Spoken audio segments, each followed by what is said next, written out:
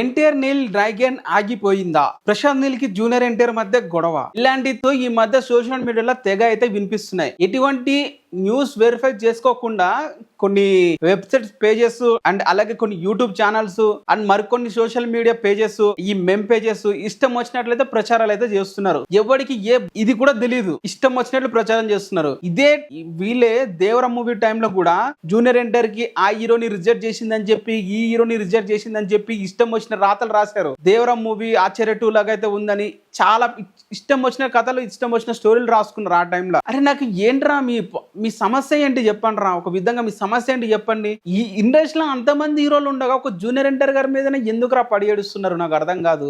Dragon movie మీద కుక్కల్లాగా ఏడుస్తున్నారు కొంతమంది హీరోస్ ఫ్యాన్స్ అయితే. ఆ హీరో ఫ్యాన్స్ పర్లేదు, వాళ్ళు ఎప్పటికీ ఏడుస్తూనే ఉంటారు. అలానే కొన్ని వెబ్ పేజెస్, కొన్ని సోషల్ మీడియా పేజెస్ విషం కక్కినట్లు ఇష్టం వచ్చిన న్యూస్ ప్రచారాలు చేస్తున్నారు. అరే కొంచెమైనా కామన్ సెన్స్ అనేది ఉండదు అరా మీకు? అసలు ఉంటే అలాంటివి ఎందుకు ప్రచారాలు చేస్తారు?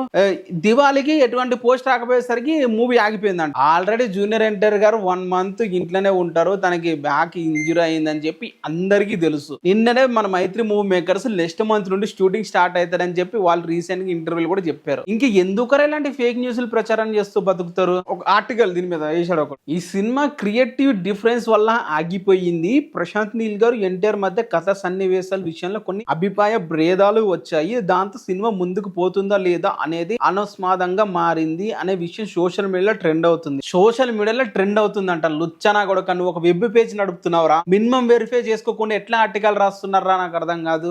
ఎట్లరా మీరు అసలు? ఇదేం కాదు, సోషల్ మీడియాలో మెమ్ పేజెస్ కూడా అంతే. మినిమం కామన్ సెన్స్ ఉండదు. ఎక్కడ జూనియర్ ఎన్టీఆర్ కున్న హేటర్స్ తెలుగు ఫిల్మ్ ఇండస్ట్రీలో ఎవ్వరు కూడా ఉండరు. ఇది డెఫినెట్ గా నేను చెప్తా. ఎందుకంటే జూనియర్ ఎన్టీఆర్ అటు ఆ మెగా ఫ్యాన్స్ నుంచి హేటర్స్ ఉంటారు, ఇటు ప్రభాస్ ఫ్యాన్స్ నుంచి హేటర్స్ ఉంటారు, ప్రతి ఒక్కరి దగ్గర నుంచి అయితే ఉంటారు. హేటర్స్ ఎక్కువగా ఉన్నది ఒక్క జూనియర్ ఎన్టీఆర్ కి మన తెలుగు ఫిల్మ్ ఇండస్ట్రీలో. అది ఎందుకంటే తను పుట్టించిన భయం అలాంటిది వాళ్ళ హీరోలకి కానీ వాళ్ళ ఫ్యాన్స్ కి కానీ. ఫర్ ఎగ్జాంపుల్ ఇప్పుడు డ్రాగన్ మూవీ రిలీజ్ అయింది, ఫుల్ ఎక్స్పెక్టేషన్స్ తో ఐపుతో రిలీజ్ అయింది. మూవీ టాక్ రాలేదు. టాక్ రాకపోయినా మూవీకి మినిమం 700 కోట్లు కలెక్ట్ చేస్తుంది. మూవీ టాక్ వచ్చిందా 1000 కోట్ల పైన ఉంటుంది. ఇప్పుడు ఇలా టాక్ రాకపోయినా టాక్ వచ్చినా కూడా కలెక్షన్స్ వస్తాయని ఒక భయం ఉంది కదా వాళ్ళకి. ఆ భయముని ఇలాంటి ఫేక్ ప్రచారాలు పుట్టించడానికి అయితే వాళ్ళకైతే దాసోహ పడుతున్నాయి. అర్థమైంది?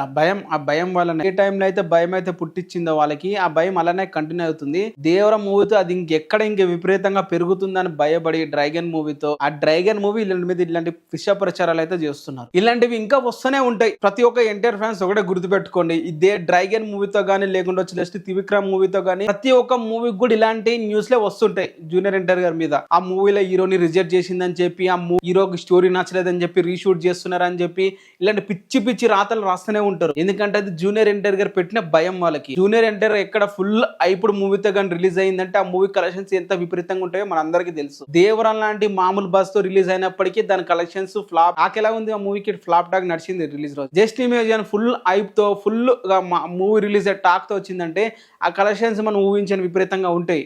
అది ప్రతి ఒక్క హీరో ఫ్యాన్స్ కూడా భయంగా అయితే ఉంది. అరే జూనియర్ ఎన్టీఆర్ ఎదిగితే మనం చూడలేంరా అని చెప్పి ఇలాంటి విష ప్రచారాలు ఇలాంటివి అయితే క్రియేట్ అయితే చేస్తుంటారు. వీటిని ఏమి నమ్మకండి, ఎటువంటి నిజాలు అయితే లేవు అని అయితే మరొకసారి అయితే తెలియజేసుకుంటున్నాను.